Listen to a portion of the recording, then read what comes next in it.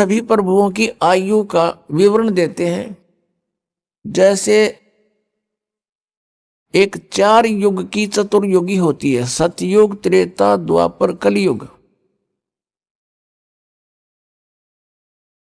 और ऐसे 1000 चतुर्युग का दिन, 1000 चतुर्युग की रात्रि, ये ब्रह्मा जी का दिन हुआ। यानी इतना, इतनी रात्रि, इतना इतना।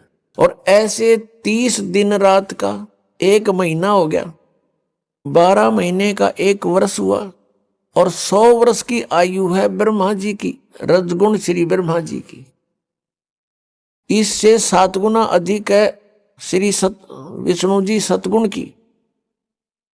और श्री विष्णु जी से 7 गुना है तमोगुण शंकर भगवान की।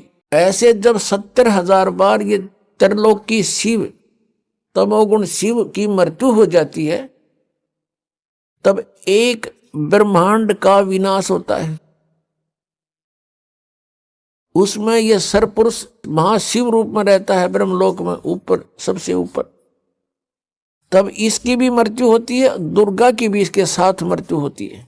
पूरे ब्रह्मांड में आग लग जाती है।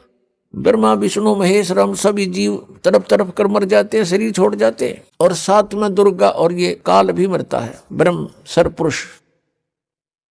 इसके बाद क्या होता है कि सभी प्राणी ऑटोमेटिकली परमात्मा के विधान अनुसार दूसरे ब्रह्मांड में चले जाते हैं। 21 ब्रह्मांड है इस काल भगवान के, ब्रह्म के, सरपुरुष के, सरब्रह्म के, ज्योति निरंजन के।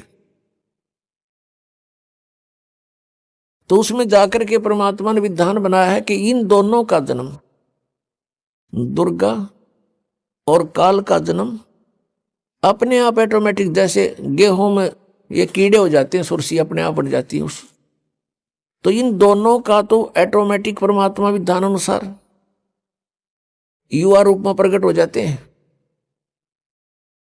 फिर ये अपने कुछ वचन से, कुछ अपने क्रियाओं से, अपना स्त्री पुरुष संबंध से ये 3 पुत्र उत्पन्न करते हैं। ब्रह्मा जी को रजगुण कर देते हैं प्रथम पुत्र को, द्वितीय को सतगुण युक्त, तीसरे को तमोगुण युक्त। और फिर अपने नए सिरे से उस ब्रह्मांड में सृष्टि स्थापित करते हैं। तो जो एक ब्रह्मांड का विनाश हुआ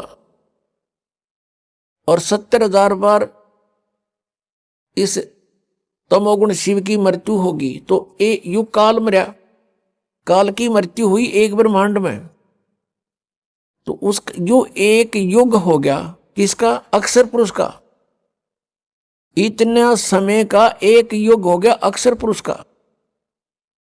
और ऐसे 1000 युग का दिन, ऐसे बने हुए युग का 1000 युग का दिन, इतनी ही रात्रि, और 30 दिन रात का महीना, और 12 महीने का 1 वर्ष, और 100 वर्ष की आयु है अक्षर पुरुष की। अब ये इतना अक्षर है, ये इतना चिर स्थायी है, इसलिए इसको अक्षर पुरुष कहने लगे। और फिर भी इसकी मृत्यु है। एती उम्र बुलंद मरेगा अंतरे, सतगुरु लगे न कान न भेंटे वो संतरे।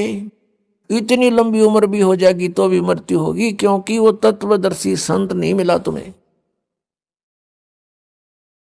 जिसका गीता जी अध्याय नंबर 4 के श्लोक नंबर 34 में वर्णन है। और परम अक्षर ब्रह्म की, परम अक्षर पुरुष की मृत्यु नहीं होती।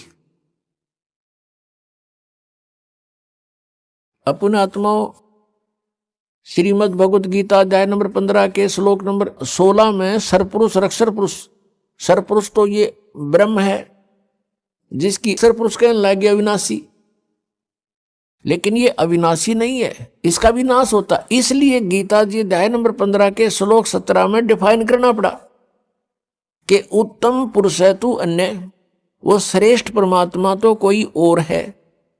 और परमात्मा इति उदारते, जिसको परमात्मा कहा जाता है वो है सही मायनों में परमात्मा, श्रेष्ठ आत्मा। और ये लोग तरम, और वही तीनों लोकों में प्रवेश करके अविषय विवर्ती अवय ईश्वर है। वो अवय माने अविनाशी, अविनाशी परमेश्वर है वो। अब इसलिए इसमें स्पेशल कहना पड़ा, इसलिए इस कंसेप्ट को क्लियर करने के